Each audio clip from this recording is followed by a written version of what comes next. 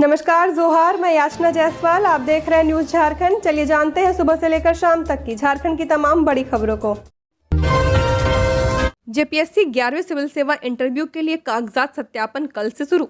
झारखंड लोक सेवा आयोग की 11वीं, 12वीं और 13वीं सिविल सेवा परीक्षा के लिए इंटरव्यू प्रक्रिया शुरू होने जा रही है। इसके तहत मुख्य परीक्षा में सफल हुए उम्मीदवारों के कागजातों का सत्यापन 9 जून से 22 जून तक किया जाएगा। दस्तावेज जांच का कार्य हर दिन सुबह 10 बजे से आयोग कार्यालय में होगा। 10 जून से इंटरव्यू कुल 864 अभ्यर्थी शामिल। वहीं इंटरव्यू की प्रक्रिया 10 जून से 23 जून तक चलेगी। इंटरव्यू सुबह 9:30 बजे से शुरू होगा। इस चरण में कुल 864 अभ्यर्थियों को शामिल किया गया है, जिन्हें 342 पदों पर नियुक्ति के लिए इंटरव्यू में आना है। इंटरव्यू 100 अंकों का होगा। आयोग ने सभी अभ्यर्थियों से कहा है कि वे जेपीएससी की आधिकारिक वेबसाइट से ई-कॉल लेटर डाउनलोड कर ले। इसमें दस्तावेज सत्यापन की तारीख, इंटरव्यू तारीख और मेडिकल जांच की तारीख दी गई है। बता दें कि जेपीएससी 11वीं सिविल सेवा परीक्षा की प्रक्रिया 27 जनवरी 2024 से शुरू हुई थी। प्रारंभिक परीक्षा 17 मार्च 2024 को आयोजित हुई थी, जिसका परिणाम 22 अप्रैल 2024 को जारी किया गया था। इसमें 7011 अभ्यर्थी मुख्य परीक्षा के लिए सफल हुए थे। मुख्य परीक्षा 22 से 24 जून 2024 तक चली थी और इसका परिणाम 20 मई 2025 को घोषित किया गया था। अब इंटरव्यू के जरिए अंतिम चयन किया जाएगा। झारखंड में नहीं बटेगा पीडीएस राशन, हड़ताल पर जा सकते हैं डीलर, क्या है वजह? झारखंड में इस महीने से पीडीएस के तहत मिलने वाला राशन नहीं मिलेगा। प्रदेश के 25,000 से ज्यादा पीडीएस डीलरों ने राज्य सरकार पर धोखा देने का आरोप लगाया है। डीलरों का कहना है कि खाद्य आपूर्ति एवं सार्वजनिक वितरण विभाग न केवल डीलरों की मांग की पूरी तरह से उपेक्षा कर रहा है, बल्कि प्रशासनिक दबाव बनाकर बिना कमीशन के काम करा रहा है। कोरोना अवधि की बकाया राशि भी राज्य सरकार द्वारा नहीं दी गई है। इसके अलावा डीलर्स में और कई वजहों से भी सरकार से नाराजगी है, जिसे लेकर डीलर स्ट्राइक पर जाने की योजना बना रहे हैं। आइए जानते हैं पूरा मामला क्या है। Fair price shop dealers association के अध्यक्ष ओमकार नाथ झा ने कहा कि इससे पीडीएस डीलर पूरी तरह से आहत हैं। कई बार विभागीय मंत्री और सचिव को ज्ञापन सौंपकर इस ओर ध्यान दिलाया गया, लेकिन इस दिशा में कोई पहल नहीं की गई है। ऐसे में सभी पीडीएस डीलर तालाबंदी करने पर भी विचार कर सकते हैं। दिसंबर से अब तक कमीशन का भुगतान नहीं करना, पूर्व के 3-4 माह का भी कमीशन बकाया है। कुल मिलाकर यह राशि 1 वर्ष की बनती है। राज्य सरकार के पास पीडीएस डीलरों का 20 करोड़ रुपए से ज्यादा का बकाया है। बता दें कि राशन डीलरों को कमीशन 150 रुपए प्रति क्विंटल दिया जाता है। कार्तिक उरांव फ्लाईओवर में स्टंट करने वाले की बाइक पुलिस ने की जब्त, युवक फरार। रांची के कार्तिक उरांव फ्लाईओवर सिरमटोली फ्लाईओवर में बाइक से खतरनाक स्टंट करने का वीडियो वायरल हो रहा था। इसके बाद परिवहन मंत्री और रांची पुलिस ने मामले को गंभीरता से लिया और आखिरकार रांची पुलिस की स्पेशल टीम कोतवाली डीएसपी के नेतृत्व में सदर थाना क्षेत्र से उस बाइक को जब्त किया है, जिससे ब्रिज पर स्टंट किया गया था। हालांकि मौके से आरोपी फरार है, जिसकी तलाश तेज कर दी गई है। युवक के बारे में बताया जा रहा है कि पूरे मोहल्ले में युवक हंटर राइडर के नाम से फेमस है। बता दें कि मुख्यमंत्री हेमंत सोरेन ने 5 जून को सिरमटोली फ्लाईओवर, जिसे अब बाबा कार्तिक उरांव फ्लाईओवर नाम दिया गया है, का उद्घाटन किया था। लेकिन उद्घाटन के कुछ ही घंटों बाद यह फ्लाईओवर एक अलग ही कारण से चर्चा में आ गया। दरअसल सोशल मीडिया पर एक युवक का वीडियो तेजी से वायरल हुआ, जिसमें वह इसी नए फ्लाईओवर पर बाइक से खतरनाक स्टंट करता नजर आ रहा था। वीडियो युवक ने खुद अपने सोशल मीडिया हैंडल पर शेयर की थी, जो विभिन्न प्लेटफॉर्म्स पर वायरल हो गया है। जानकारी के अनुसार उद्घाटन के दिन ही वहां एक सड़क हादसा भी हुआ था, जिसमें एक गाड़ी को नुकसान भी हुआ था। हजारीबाग में क्रिकेट मैच में बैटिंग के दौरान सांसद मनीष जायसवाल घायल, बॉल लगने से नाक में आई चोट। हजारीबाग जिले के कटकमदाग प्रखंड में आयोजित आनंद क्रिकेट टूर्नामेंट के दौरान एक अप्रत्याशित हादसा हो गया। मैदान में मौजूद हजारीबाग के सांसद मनीष जायसवाल को अचानक एक क्रिकेट बॉल आकर नाक पर लग गई, जिससे वह घायल हो गए। दरअसल मनीष जायसवाल 7 दिनों से चल रहे क्रिकेट मैच के फाइनल में पहुंचे थे। इसी दौरान यह घटना घटी है। प्रत्यक्षदर्शियों के अनुसार बॉल तेजी से आई और सीधी जाकर सांसद की नाक पर लग गई। इसके बाद मैदान में अफरा तफरी मच गई और तुरंत चिकित्सक सहायता के लिए उन्हें शेख भिखारी मेडिकल कॉलेज अस्पताल ले जाया गया। डॉक्टरों की टीम ने उनका प्राथमिक उपचार किया और बताया कि चोट ज्यादा गंभीर नहीं है, लेकिन एहतियात के तौर पर कुछ समय निगरानी में रखा जाएगा। इस हादसे के बाद टूर्नामेंट में कुछ समय के लिए खेल रोका गया। स्थानीय लोग और समर्थक अस्पताल पहुंचकर सांसद के स्वास्थ्य की जानकारी लेते नजर आए। फिलहाल सांसद मनीष जायसवाल की हालत स्थिर बताई जा रही है और डॉक्टरों की सलाह पर उन्हें कुछ दिन आराम करने की सलाह दी गई है। जमशेदपुर में युवक डूबते रहे, लोग वीडियो बनाते रहे। 3 दोस्त बर्थडे पार्टी मनाने बड़ौदा घाट गए थे। एक युवक को बचाया गया, 2 के शव बरामद। जमशेदपुर के बागबेड़ा थाना क्षेत्र स्थित बड़ौदा घाट के खरखाई नदी में नहाने के दौरान 3 दोस्त शनिवार की शाम डूब गए। एक युवक को बचा लिया गया है, जबकि 2 के शव आज रविवार को बरामद किए गए हैं। मृतकों में कदमा भाटिया बस्ती स्थित गौतम अपार्टमेंट के रहने वाले शशांक कुमार और मानगो कुंवर बस्ती के रहने वाले शुभम कुमार मेहता हैं। वहीं तीसरा दोस्त बड़ौदा घाट निवासी पार्थ कुमार इस हादसे में बच गया। शनिवार को पार्थ कुमार का जन्मदिन था। तीनों जन्मदिन मनाने बड़ौदा घाट पहुंचे थे। स्थानीय लोगों ने नदी में डूबने का वीडियो भी बनाया है। इसमें 2 युवक डूबते नजर आ रहे हैं। सवाल उठ रहा है कि लोगों ने वीडियो बनाया लेकिन मदद के लिए आगे नहीं है। इधर सूचना पर पुलिस मौके पर पहुंची। अंधेरा होने की वजह से लापता 2 युवकों की तलाश शुरू नहीं हो पाई। आज रविवार को पुलिस युवकों की तलाश के लिए गोताखोरों को लेकर नदी में उतरी, जिसके बाद बॉडी बरामद कर ली गई है। हादसे का शिकार शशांक कुमार भी की मां शारदा देवी घटना स्थल पर पहुंची। उन्होंने बताया कि दोस्त पार्थ का जन्मदिन मनाने की बात बोलकर बेटा दोपहर 1 बजे घर से निकला था। दोपहर 3 बजे तक उससे बात भी नहीं हुई। तब तक सब ठीक था। बेटे को तैरना नहीं आता था। शशांक की मां सिलाई का काम करती हैं और जबकि पिता सुनील मिश्रा की तबीयत ठीक नहीं रहती। शुभम और शशांक के डूबने की खबर से दोनों के परिजनों का रो रो कर बुरा हाल है। बंगाल की खाड़ी में नहीं बन रहा सिस्टम। झारखंड में मानसून प्रवेश में 8 दिन की देरी संभव। आज से 13 जून तक बारिश के आसार। देश में इस बार समय से 7 दिन पहले 24 मई को ही मानसून की एंट्री हो गई थी। इसे देखकर उम्मीद जताई गई थी कि झारखंड में 6 जून तक मानसून आ जाएगा, लेकिन बंगाल की खाड़ी में पिछले कुछ दिनों में कोई सिस्टम न बनने के कारण मानसून अटक गया है। आमतौर पर 12 जून तक झारखंड में मानसून प्रवेश करने का समय है, लेकिन इस बार सिस्टम नहीं बनने से इसमें 8 दिन की देर होने के आसार हैं। मौसम विज्ञान केंद्र रांची के निदेशक अभिषेक आनंद ने बताया कि अब हवा का रुख बदल रहा है। 16 जून तक बंगाल की खाड़ी में सिस्टम बनने की संभावना है। सिस्टम मजबूत हुआ तो मानसून की चाल तेज होगी। अब 20 जून तक मानसून के झारखंड में एंट्री की उम्मीद है। इसके बाद 5-6 दिन के भीतर यह पूरे राज्य को कवर कर लेगा। पिछले साल भी राज्य में 21 जून को मानसून ने प्रवेश किया था। इस बार भी ऐसी ही उम्मीद है। अगर ऐसा हुआ तो खेती पर असर पड़ेगा। मानसून का इंतजार कर रहे झारखंड वासियों को एक बार फिर गर्मी सताएगी, क्योंकि अगले 2 दिनों में अधिकतम तापमान में 4 डिग्री तक बढ़ोतरी की संभावना है। हालांकि इस दौरान कई क्षेत्रों में हल्की बारिश भी होगी। मौसम केंद्र के अनुसार गोड्डा, जमताड़ा, पाकुड़, साहिबगंज, रांची, बोकारो, गुमला, हजारीबाग, खुंटी सहित अन्य जिलों में बारिश हो सकती है। 9 जून को पलामू, चतरा, कोडरमा, लातेहार को छोड़कर अन्य जिलों में कहीं कहीं हल्की बारिश की संभावना है। 1 साल पहले मॉडल आंसर की जारी की, पर रिजल्ट निकालना भूला जेपीएससी। जेपीएससी ने राज्य में फूड सेफ्टी अफसर के 56 पदों पर नियुक्ति के लिए परीक्षा ली थी। फिर 1 साल पहले मॉडल आंसर की जारी करने के बाद रिजल्ट जारी करना भूल गया है। वहीं आयोग ने विज्ञप्ति जारी कर कहा था कि चयनित अभ्यर्थियों के कागजात का सत्यापन 9 जून 2024 से 11 जून 2024 तक करने के बाद 10 जून 2024 से 12 जून 2024 तक इंटरव्यू लिया जाएगा। आयोग ने 27 मई 2024 को रांची के 7 केंद्रों पर 2 पालियों में लिखित परीक्षा का आयोजन किया था। इससे लगभग 3500 अभ्यर्थी परीक्षा में शामिल भी हुए थे। इसके बाद 5 जून 2024 को मॉडल आंसर की भी जारी की गई थी। साथ ही अभ्यर्थियों से इस पर 10 जुलाई 2024 तक आपत्ति भी मांगी गई थी, लेकिन 1 साल पूरे होने के बाद भी आगे की प्रक्रिया रुकी पड़ी है। कुल 56 पदों में अनारक्षित के 22 पद, एसटी के 14 पद, एससी के 6 पद, BC1 के 5 पद और BC2 के 3 पद शामिल हैं। बताया जाता है कि स्वास्थ्य चिकित्सक, शिक्षक एवं परिवार कल्याण विभाग के निर्देश के आलोक में ही रिजल्ट लंबित रखा गया है। नियुक्ति का मामला हाईकोर्ट और सुप्रीम कोर्ट भी पहुंचा था, जिस पर जेपीएससी को जवाब भी देना पड़ा। खबरों में आगे बढ़ने से पहले आप सभी दर्शकों को एक जानकारी दे दें कि न्यूज झारखंड का ऐप लॉन्च कर दिया गया है। ऐप प्ले स्टोर में आ चुका है, जहां से अब आप न्यूज झारखंड की हर एक वीडियोस को ऐप से भी देख सकते हैं और वहां से भी खबरों से अपडेट रह सकते हैं, सूचनाओं से अपडेट रह सकते हैं। तो वीडियो के डिस्क्रिप्शन में लिंक है, जहां से आप जो है ऐप को इंस्टॉल कर सकते हैं। बहुत ही जल्द जो है इस ऐप में गिव अवे भी लॉन्च होने वाला है, जहां से अब आप हर मंथ कैश रिवॉर्ड भी वहां जीत सकते हैं और भी बहुत कुछ इस ऐप में आपको आने वाले दिनों में मिलने वाला है। तो उस ऐप को इंस्टॉल करना ना भूलें और वहां पर भी अपना प्यार और सपोर्ट दें। तो चलिए हम लोग बढ़ते हैं आज के अपने खबरों की ओर।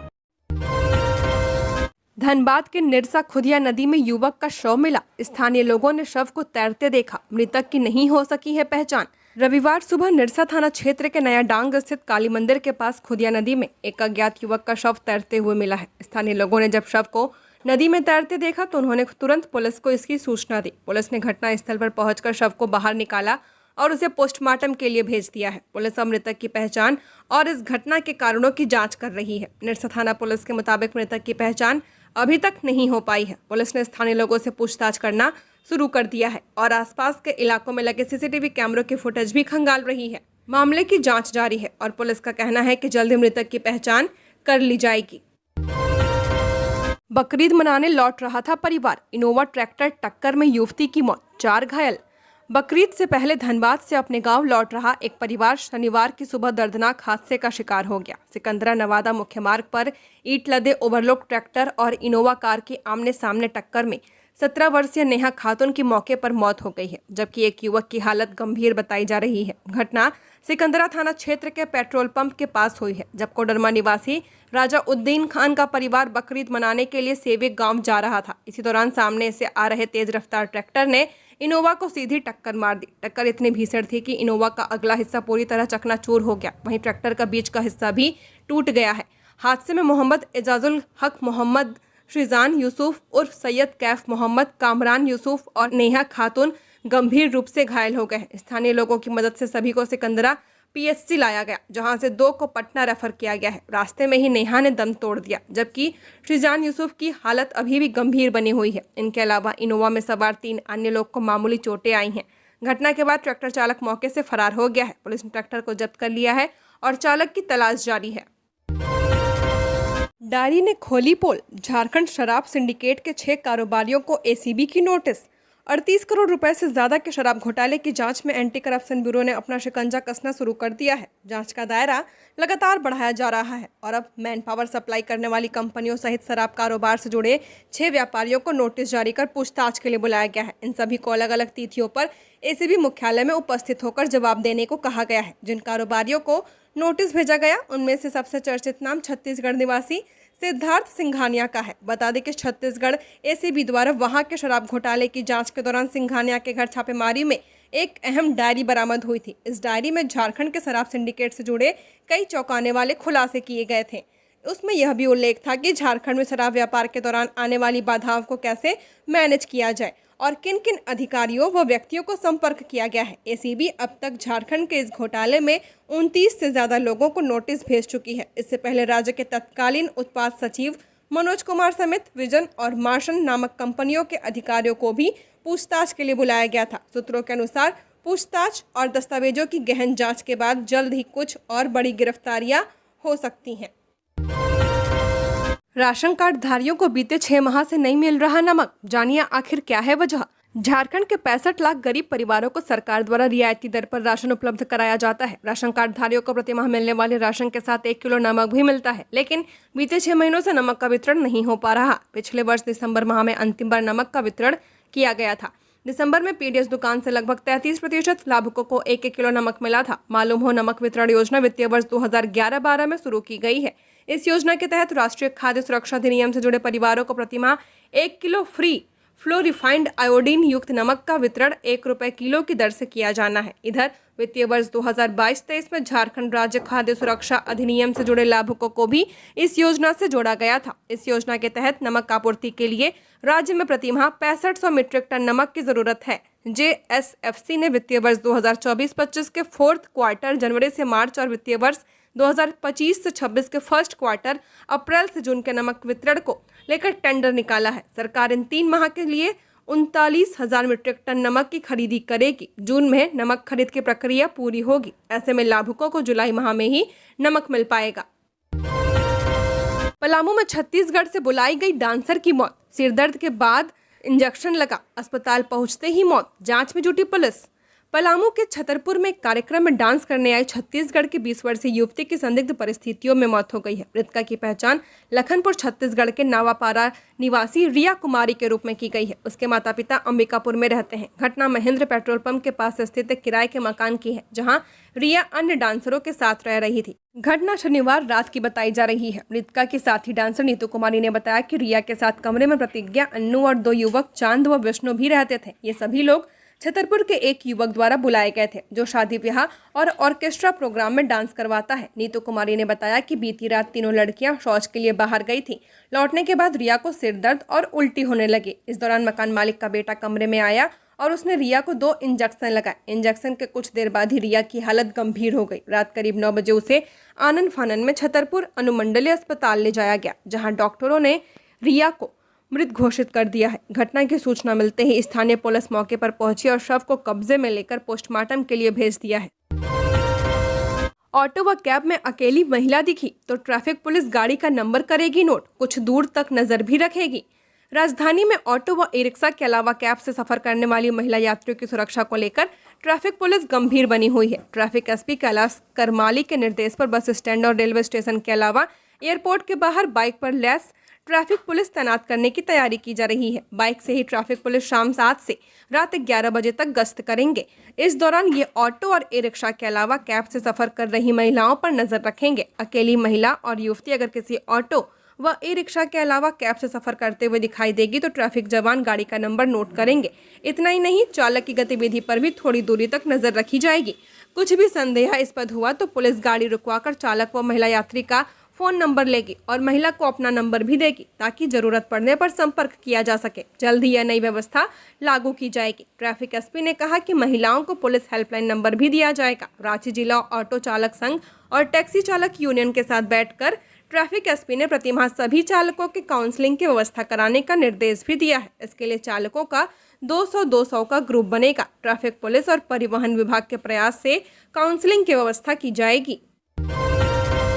11 जून से झारखंड महिला पर्यवेक्षिका नियुक्ति के लिए प्रमाण पत्र जांच शुरू। झारखंड महिला पर्यवेक्षिका प्रतियोगिता परीक्षा 2023 के दूसरे चरण के लिए चयनित उम्मीदवारों के प्रमाण पत्रों की जांच की जाएगी। यह जांच झारखंड कर्मचारी चयन आयोग के कार्यालय में 11 जून को होगी। आयोग ने 121 अभ्यर्थियों को शॉर्ट लिस्ट किया है और उनका रजिस्ट्रेशन नंबर भी जारी कर दिए गए हैं। जिन उम्मीदवारों को किसी कारण 11 जून को पहुंचने में परेशानी हो वे 14 जून को अपने दस्तावेजों की जांच करा सकते हैं।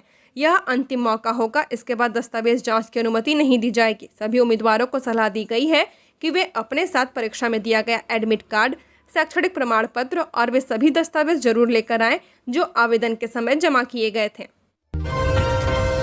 बेकाबू टोटो की चपेट में आई महिला, मौत सीसीटीवी में कैद हुई घटना। जामताड़ा थाना क्षेत्र के पकडीह मंगल टोला के पास एक सड़क हादसे में 65 वर्षीय चिंकी देवी की मौत हो गई है। हादसा साइकिल, बाइक और टोटो की टक्कर से हुआ। चिंकी देवी अपनी बेटी के घर से पैदल सड़क किनारे अपने घर लौट रही थी। घर के पास पहुंचते ही यह हादसा हो गया। प्रत्यक्षदर्शियों के मुताबिक तेज रफ्तार बाइक पहले एक साइकिल सवार से टकराई। टोटो चालक ने बाइक सवार को बचाने का प्रयास किया। इस दौरान टोटो अनियंत्रित होकर महिला से टकरा गई। घायल चिंकी देवी को तुरंत अस्पताल ले जाया गया। डॉक्टरों ने उन्हें मृत घोषित कर दिया है। घटना का सीसीटीवी फुटेज सामने आया है। फुटेज में पूरी घटना स्पष्ट दिखाई दे रही है। पुलिस ने मामले की जांच शुरू कर दी है। अधिकारियों ने बताया कि वे दोषियों को जल्द पकड़ेंगे। पुलिस ने सीसीटीवी फुटेज, बाइक और टोटो को जब्त कर लिया है। सिरमटोली फ्लाईओवर पर जहां तहां गाड़ियां रोककर सेल्फी लेने की होड़, रेंगते दिखे वाहन। शनिवार की देर शाम सिरमटोली फ्लाईओवर पर लोगों में सेल्फी लेने की होड़ लग गई। लोग जहां तहां गाड़ियां खड़ी कर सेल्फी लेने लगे। इससे फ्लाईओवर पर लंबा जाम लग गया।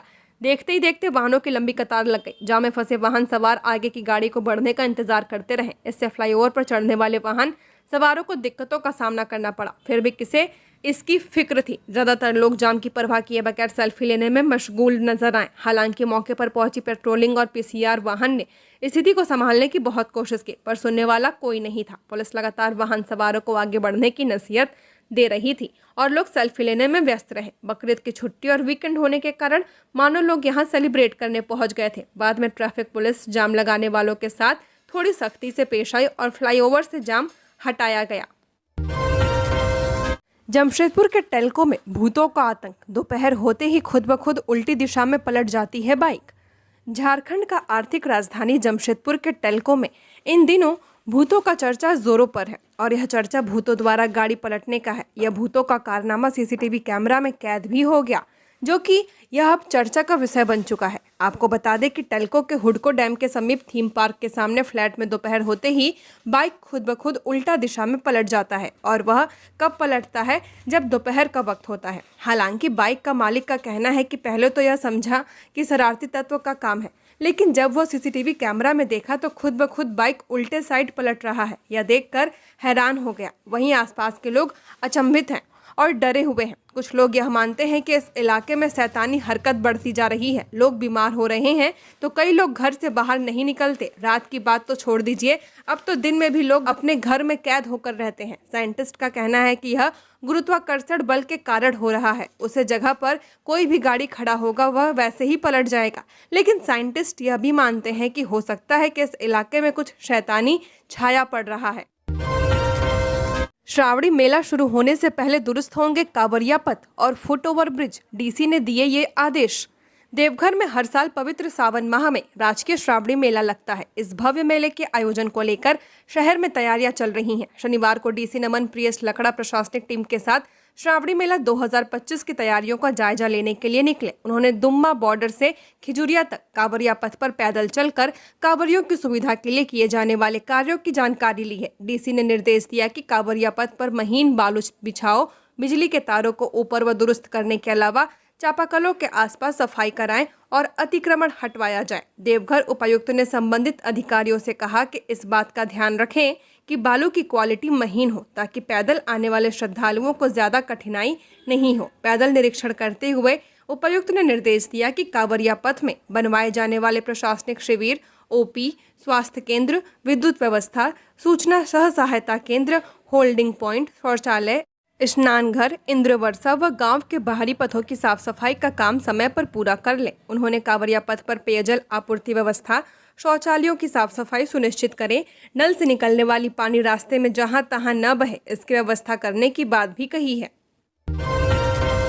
झारखंड को मिलेगा पहला स्पोर्ट्स स्कूल, जानिए कहां खुलेगा रेजिडेंशियल स्कूल। एक्सपर्ट कोच देंगे ट्रेनिंग, छात्रों को मिलेगी स्पेशल डाइट। झारखंड में खेल प्रतिभाओं को संवारने और उन्हें पेशेवर स्तर पर तैयार करने की दिशा में एक बड़ी पहल की जा रही है। राज्य सरकार रांची स्थित खेलगांव में झारखंड का पहला रेजिडेंशियल स्पोर्ट्स स्कूल खोलने की योजना पर काम कर रही है। खेल निर्देशालय ने इसके लिए प्रस्ताव भी तैयार कर लिया है। आने वाले कुछ वर्षों में यह स्कूल साकार रूप ले लेगा। इस स्पोर्ट्स स्कूल में कक्षा 6वीं से 12वीं तक की पढ़ाई की व्यवस्था होगी और यह झारखंड एकेडमिक काउंसिल से मान्यता प्राप्त होगा। खास बात यह है कि यहाँ पढ़ाई के साथ साथ खेल प्रशिक्षण पर विशेष ध्यान दिया जाएगा। प्रत्येक खेल के लिए एक्सपर्ट कोच नियुक्त किए जाएंगे ताकि प्रतिभाशाली बच्चों को सही मार्गदर्शन मिल सके। छात्रों की फिटनेस और प्रदर्शन को ध्यान में रखते हुए उनके लिए विशेष डाइट प्लान तैयार किया जाएगा। साथ ही उनके रहन सहन, दिनचर्या और मेंटल हेल्थ का भी ख्याल रखा जाएगा, जिससे वे खेल और पढ़ाई दोनों में संतुलन बना सके। विधानसभा गैर सरकारी संकल्प समिति के अधिकारियों के साथ बैठक, सभापति के सामने गिनाई कई खामियां।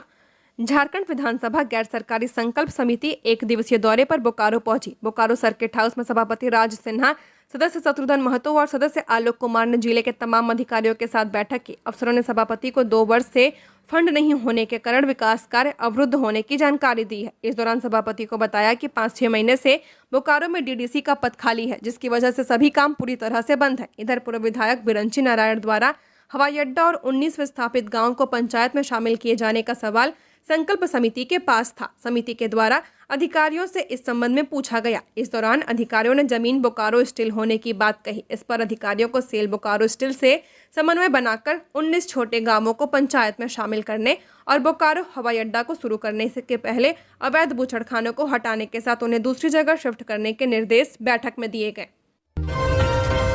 कूलर पर मोमबत्ती जलाना पड़ा महंगा, बीसीसीएल क्वार्टर में लगी भीषण आग। जिले में झरिया के तीसरा थाना क्षेत्र अंतर्गत MOCP स्थित बीसीसीएल क्वार्टर में शनिवार देर रात आग लगने से अफरा तफरी मच गई। आग की चपेट में आकर हजारों की संपत्ति जलकर खाक हो गई। घटना के बाद मौके पर पहुंची दमकल की टीम ने कड़ी मशक्कत के बाद आग पर काबू पाया। घटना के पीछे गृहस्वामी की लापरवाही बताई जा रही है, जिसने कूलर के ऊपर मोमबत्ती जलाकर रख दी थी। रात में अचानक मोमबत्ती से कूलर में आग पकड़ गई और देखते ही देखते पूरे कमरे में आग फैल गई। आग की लपटें उठती देख स्थानीय लोग दौड़ पड़े और पुलिस को सूचना दी गई। मौके पर तीसरा थाना की पुलिस और बीसीसीएल का अग्निशमन वाहन पहुंचा। काफी मशक्कत के बाद घंटों की कड़ी मेहनत से आग पर काबू पाया गया। हालांकि तब तक काफी देर हो चुकी थी और घर में रखा अधिकांश सामान जल चुका था। इस घटना से क्षेत्र में दहशत का माहौल बन गया है। रांची में 3 महीने में 982 ड्राइविंग लाइसेंस निलंबित, सबसे ज्यादा कार्रवाई बिना हेलमेट वालों पर।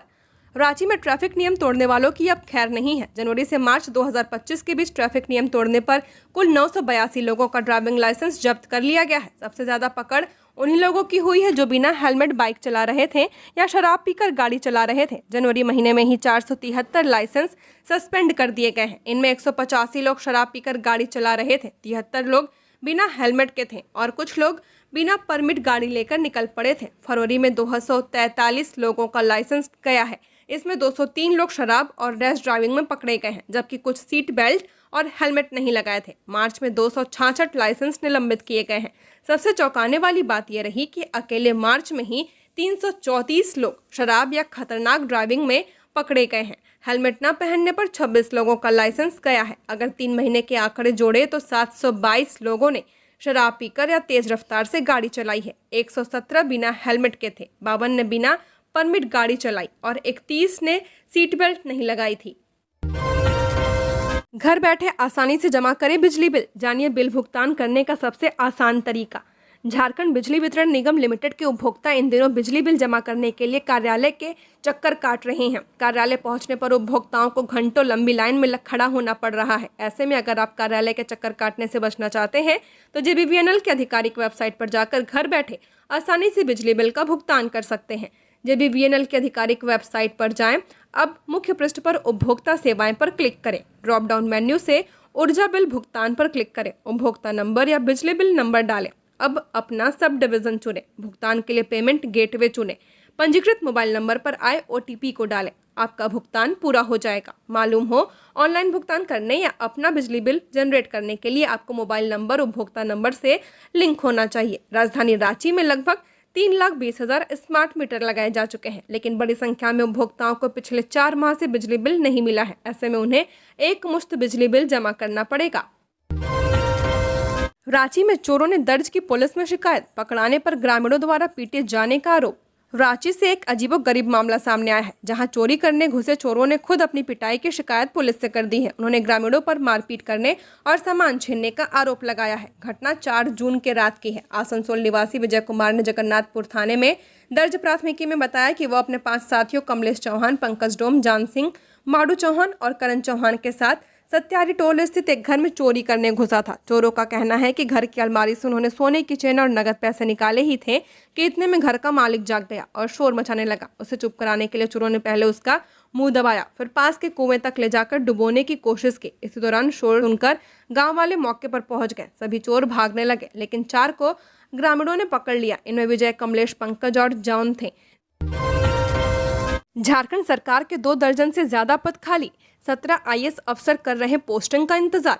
झारखंड कैडर के 17 IAS अधिकारी पिछले 12 दिनों से पोस्टिंग का इंतजार कर रहे हैं। दूसरी ओर झारखंड सरकार के लगभग 2 दर्जन महत्वपूर्ण पद खाली पड़े हुए हैं। जानकारी के अनुसार 26 मई को उपायुक्तों के ट्रांसफर के बाद खाली पदों की संख्या में इजाफा हो गया है। नगर विकास विभाग के अंतर्गत MD सूडा, MD आवास बोर्ड और CEO रांची स्मार्ट सिटी का पद खाली है। इसी तरह कृषि निर्देशक, बागवानी निर्देशक व बाजार समिति के MD का पद भी खाली पड़ा है। वहीं उद्योग, पर्यटन, समाज कल्याण आदि विभागों में भी कई पद खाली हैं। मालूम हो कि झारखंड के पंचायती राज विभाग में न तो सचिव है और न ही निर्देशक। शराब घोटाले में विभागीय सचिव विनय चौबे के गिरफ्तार होने के बाद से यह पद रिक्त पड़ा हुआ है। वहीं निशा उरांव की सेवा उनके पैतृक विभाग आयकर को लौटाने के बाद लगभग 2 माह से पंचायती राज निर्देशक का पद भी खाली पड़ा हुआ है।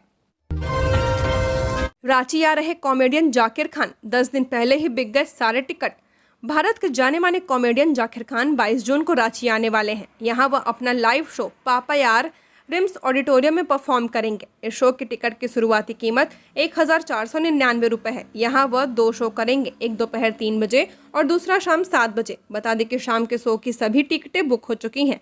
आप इसकी ऑनलाइन बुकिंग बुक माई शो की वेबसाइट या ऐप से कर सकते हैं। जाकिर खान का यह शो पूरे भारत में कई राज्यों में अलग अलग दिन आयोजित होने वाला है। इस शो की शुरुआत 11 जून को भुवनेश्वर में होगी और अंतिम शो 27 जुलाई को बेंगलुरु में होगा, जहां जाकिर खान परफॉर्म करेंगे। इस बीच वह 22 जून को रांची में परफॉर्म करेंगे। उनके शो को लेकर रांची वासियों में काफी उत्साह है। शो की टिकटें काफी तेजी से बुक हो रही हैं। दीवारों और छतों से झड़ रहा प्लास्टर, मरम्मत की राह देख रहा रिम्स। जहां इलाज के लिए आ रहे लोग वहीं हो जा रहे बीमार। राज्य की राजधानी रांची का सबसे बड़ा सरकारी अस्पताल रिम्स बेहाल है। दीवारों और छतों से प्लास्टर झड़ रही हैं। झड़े प्लास्टर से झांकती जंग लगी छड़ों को देखकर ऐसा लग रहा है मानो किसी अप्रिय घटना का इंतजार हो रहा हो। पुराने भवन जहां 800 से ज्यादा मरीज भर्ती रहते हैं, उसमें जगह जगह दरारें पड़ चुकी हैं। कभी सीलिंग टूटकर गिरता है तो कभी प्लास्टर। दीवारों में जगह जगह सीपेज है। बरसात में तो हालत नरकीय हो जाता है। 1 घंटे की बारिश में मुख्य भवन के बेसमेंट में ऐसा जल जमाव होता है कि उसे सुखाने में सालों लग जाते हैं। इन दिनों पूरा बेसमेंट दूषित पानी से भरा हुआ है। यहाँ न जाने कितनी तरह की बीमारियां पनप रही हैं। इससे रिम्स में ठीक होने आने वाले रोगियों व उनके परिजनों को भी मलेरिया, डेंगू समेत कई तरह के संक्रमण का खतरा मंडरा रहा है। झारखंड की और खबरों के लिए बने रहिए हमारे साथ। हमारे चैनल न्यूज़ झारखंड पर चैनल को सब्सक्राइब करें, साथ बेल आइकन को प्रेस करें। नमस्कार।